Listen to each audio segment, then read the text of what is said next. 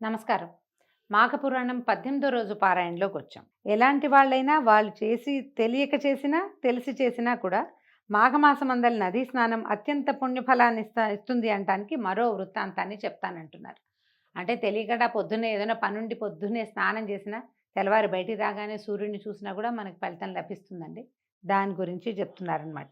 పరమేశ్వరుడు చెప్పే లోభి చరిత్రను పరమేశ్వరి పార్వతీదేవి శ్రద్ధగా వింటోంది. పూర్వకాలం దక్షిణ భారతదేశంలో వసంతవాడ అనే ఒక నగరం ఉండేదట.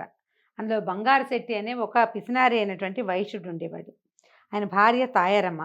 పెద్దలు ఇచ్చిన ఆస్తి ఎంత ఉన్నా అతనికి ఇంకా సంపాదించాలనే కోరిక మిక్కుటంగా ఉండేది. వడ్డీ వ్యాపారం చేస్తూ ప్రజల్ని పీడించేవాడు. పైసా తక్కువైనా ఎవరిని వదిలేవాడు కాదు. పరమ లోభి అయి ప్రవర్తించేవాడు. నిత్యము డబ్బు సంపాదనే తప్ప బంగారు శెట్టికి మరొక ధ్యాస ఉండేది కాదు. ఒక ఆధ్యాత్మిక చింతన లేదు. దైవ పూజ లేదు. శ్రీహరిని పూజించటమే ఎరగడు. దాన ధర్మాల ప్రసక్తే లేదు ఆయన జీవితంలో. ధన సంపాదనలో పడి కడుపుకింత కడుపు నిండా కూడు కూడా తినేవాడు కాదు. అతనికి ధనిక పేద అనే భేదం లేదు. ఎవరైనా సరే గడువుకి రుణం తీర్చకపోతే వారి గౌరవ మర్యాదలు మంటగలిపి పంచాయతీలు పెట్టి వాళ్ళ ఆస్తుల్ని అన్యాయంగా స్వాధీనపరచుకునేవాడు.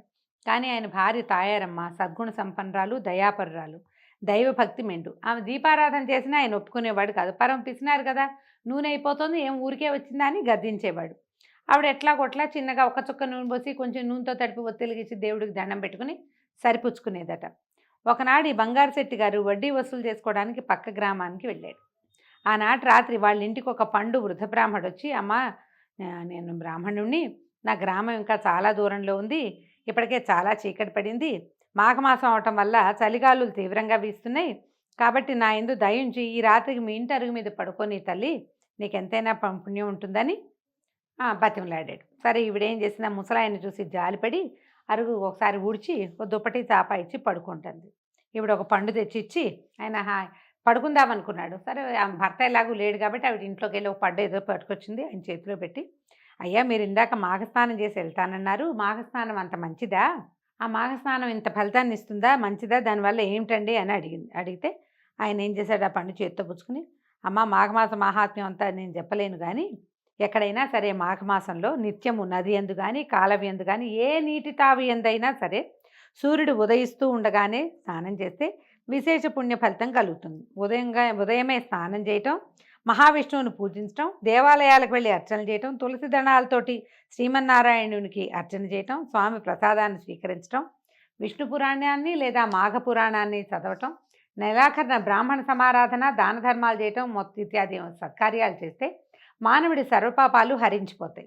నెల రోజులు చేయలేని వారు ఒక్కరోజైనా కనీసం పర్వదినాల్లో అయినా, అంటే ఏకాదశి, ద్వాదశి, పౌర్ణమి తిథుల్లో స్నానం చేసినా కూడా విశేషమైన పుణ్య ఫలితమే లభిస్తుందమ్మా. సకల సంపదలు, ఆయురారోగ్య ఐశ్వర్యాలు, అవి లభించి పుత్ర సంతానం కూడా కలుగుతుంది. మహాఘోర పాపాలన్నింటినీ మటుమాయం చేస్తుంది. నేను అనుభవపూర్వకంగా చెప్తున్నానమ్మా అని చెప్పాడు. ఈవిడేమనుకుంది, ఓహో చాలా బాగుంది, స్నానమే కాదా, రేపొద్దున చేసేద్దాం ఈయనతో పాటు అని ఆవిడ కూడా విష్ణు ధ్యానం, ఆయన ఏదో నామాలు చెప్పుకుంటుంటే కేశవ నామాలు, ఈవిడ కూడా విష్ణునామాలు చెప్పుకుంటూ ధ్యానంలో మునిగిపోయింది. ఇంతలో పక్క గ్రామానికి వెళ్ళిన భర్త తిరిగి వచ్చాడు.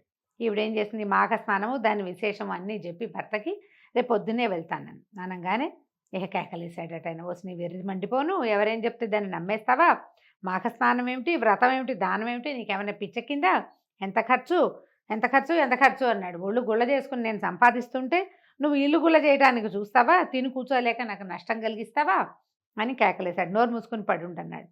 అయితే ఈవిడేమంది, ఇందులో ఖర్చు ఏమీ లేదండి, ఒట్టి స్నానమే కాదటండి అన్నది. అంటే నోర్మై అధిక ప్రసంగం చేస్తే అవతల గెంటేస్తాను, నేను పైసా కూడబెడుతున్నాను, నువ్వేమో ఇలా రాత్రనగా పగలనక నేను అడవైన వాళ్ళ ఇంటి చుట్టూ తిరిగి వడ్డీలు వసూలు చేస్తుంటే దాన ధర్మం చేయటానిక, స్నానం అంటూ వెళ్ళావంటే దానం చేయకుండా కుదురుతుందా, నువ్వు ఇల్లు గుల్ల చేసుకుంటావా, చివరికి ఇట్లా చేసావంటే నువ్వు బిచ్చం ఎత్తుకోవాల్సిందే, పోయి పడుకో, మాట్లాడబో కానీ గట్టిగా కేకలేశాడు. ఏం చెయ్యాలో తెలియలేదట. పరిపరి విధాల ఆలోచించి ఎలాగైనా మాఘనది స్నానం చేయాలని నిర్ణయానికి వచ్చి ఎప్పుడు తెల్లారుతుందా, ఎప్పుడు నది స్నానానికి వెళ్ళిపోదామా అని శ్రీహరిని ధ్యానించుకుంటూ ఆత్రంగా ఎదురు చూస్తోంది. ఇంతలో భళ్ళుమని తెల్లవారింది. త్వరగా కాలకృత్యాలు తీర్చుకుని ఈవిడేం చేసిందట, భర్తకి చెప్పకుండా వృద్ధ బ్రాహ్మణుడితో పాటు ఆ నదిలోకి స్నానానికి వెళ్ళిపోయింది, నది దగ్గరికి. ఇదంతా పసిగట్టిన పిసినారి బంగారు శెట్టి ఒక కర్రను తీసుకుని తను కూడా నదిలోకి దిగి భార్య జుట్టు పుచ్చుకుని కొట్టబోయాడు. ఆ పెనుగులాటలోనే వాళ్ళకి తెలియకుండా ఇద్దరు నది నీళ్ళల్లో మునిగి తేలటంతో మాఘ స్నాన ఫలితం దక్కింది వాళ్ళకి. చివరికి భర్త ఏం చేశాడు, 2 కొట్టి దండించి బాగా నానా తిట్లు తిట్టి గోల చేసుకుంటూ ఇంటికి తీసుకొచ్చాడు. కొంతకాలానికి ఇద్దరు మరణించారట కొన్నేళ్ళు గడిచిన తర్వాత. తాయారమ్మని తీసుకుపోవటానికి విష్ణుదూతలొచ్చి బంగారు రథం మీద ఎక్కించుకుని తీసుకుపోతున్నారట. మా భర్త బంగారు శెట్టిని యమదూతలు వచ్చి తీసుకుపోతున్నారు. ఆవిడకేమో విష్ణుదూతలు వచ్చారు, విష్ణు పార్షదులు. ఈయనకేమో యమదూతలు వచ్చారు. ఈవిడేమంది, ఈ భర్తని యమదూతలు తీసుకెళ్ళిపోవడం చూసినటువంటి తాయారమ్మ గారు యమభటులతో, బాబు బాబు ఆగండి నాయనా, ఇదేమన్యాయం, నన్నేమో వైకుంఠానికి, వీళ్ళు చూస్తే పద్మాలుడు అవి ధరించి అంటే బ్రహ్మాండంగా ఉన్నారు దేవపురుషుల్లాగా, మీరేమో యమకింకర్లు కనపడుతున్నారు, నన్ను వాళ్ళు తీసుకుపోతున్నారు, మా ఆయనేమో మీరు తీసుకుపోతున్నారు ఏమిటి నాయనా, భార్యాభర్తలు అన్న తర్వాత ఇద్దరం సమానమే కదా అని అడిగేసరికల్లా, అమ్మా ఓ పుణ్యాత్మురాలివి, నువ్వు మాఘమాస స్నానం చేసావు, అంచేత నీకు ఈ సద్గతి వచ్చింది. మరి నీ భర్త నిత్యం ఈ ధనాశతోటి ఏ భగవంతుడినైనా ధ్యానించాడా? లేదు. పైపెచ్చు ప్రజల్ని హింసించి పీడించి డబ్బులు లాక్కుని పాపం మూట కట్టుకున్నాడు. భగవద్భక్తి లేని పాపులు నరకానికి కాక ఇంకెక్కడికి పోతారమ్మా, అందుకని మేము నరకాన్ని తీసుకుపోతున్నాం, నీ దారి నువ్వు హాయిగా బొమ్మన్నారు. అనేసరికి ఈ తాయారమ్మ భార్య యమభటులతోటి వాగ్వాదానికి దిగించారు. సరే, నేను ఒక్కసారి మాఘస్నానం చేస్తే నాకు ఇంత పుణ్యఫలం వస్తే, నాతో కొడుతూ పెనుగులాడుతూ నన్ను కొడుతూ నా భర్త కూడా నదీ స్నానం చేశాడు, మేమిద్దరం సరిగంగ స్నానాలు చేసినట్టే కదా, ఒకళ్ళకి వైకుంఠ ప్రాప్తి ఇంకోళ్ళకి నరక ప్రాప్తి లభించడంలో న్యాయమేముంది, యమధర్మరాజు దగ్గర వ్యత్యాసాలు ఉండవు కదా బాబు అని అడిగింది. ఈ మాటలకి యమదూతలు అవాక్కైపోయారట. అవునా, ఇతను కూడా స్నానం చేశాడా అని ఆశ్చర్యపోయారు. సందిగ్ధంలో పడి చిత్రగుప్తుడి వద్దకు వెళ్ళి అందులో ఉన్న న్యాయాలు చెప్పమన్నారు. అడిగారు, ఆయమ్మ ఇలా అడుగుతోంది, ఇప్పుడు ఏం చేయమంటారు అని. ఇప్పుడు చిత్రగుప్తుడు ఏం చేశాడట, పాపపుణ్యాలన్నీ బేరీ చేసుకుని, ఆయన చిట్టా ముందు నుంచి రాస్తున్నారు, ఈయన పరమ పిసినారి, పెళ్ళాన్ని నది నీళ్ళతో స్నానం చేయడానికి కూడా ఒప్పుకోడు, పరమ పాపిష్టివాడు, వీడికి నరకం అని రాసి పెట్టారు.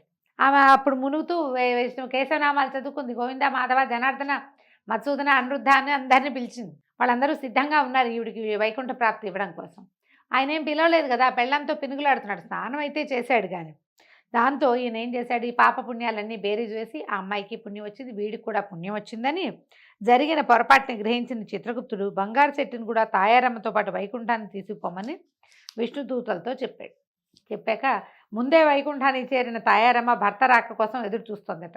ఇంతలో విష్ణుదూతలు బంగారు చెట్టుని కూడా వైకుంఠానికి తీసుకొచ్చారు. భార్యాభర్తలిద్దరూ వైకుంఠంలో సుఖంగా గడిపారు. ఇది చెప్తున్నారన్నమాట. ప్రియసఖి పార్వతి విన్నావా, పరమలోభి కూడా ఒక్కసారి మాఘమాసంలో నదీ స్నానం చేయటం వల్ల కలిగిన ఫలితం, మరి ఇంకా మాఘమాసం 30 రోజులు నదీ స్నానం చేయటం వల్ల ఎలాంటి ఫలితం కలుగుతుందో ఊహించగలమా? అది ఊహించనలవి కాదు. కాబట్టి మాఘమాస వ్రతం మోక్షదాయకం అంటంలో ఎలాంటి సందేహము లేదని పరమేశ్వరుడు పార్వతీదేవికి తెలియజేశాడు. ఈ కథలు విన్నప్పుడు ఓసారి స్నానం చేస్తే అలా అయిపోతుందా, ఇట్లా ఆలోచిస్తామండి మనం. మనని ఆ వైపుకి తీసుకెళ్ళటం కోసమే ఇలాంటి కథలు చెప్పబడతాయి.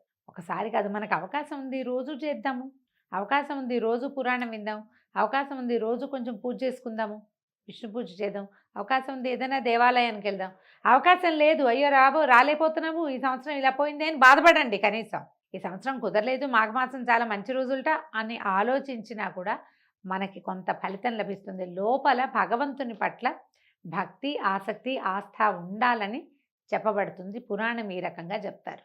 దీంతో ఈరోజు పారాయణ పూర్తయిందండి. రేపు ఉదయం 19వ రోజు పారాయణలో మళ్ళీ కలుసుకుందాం. నమస్కారం.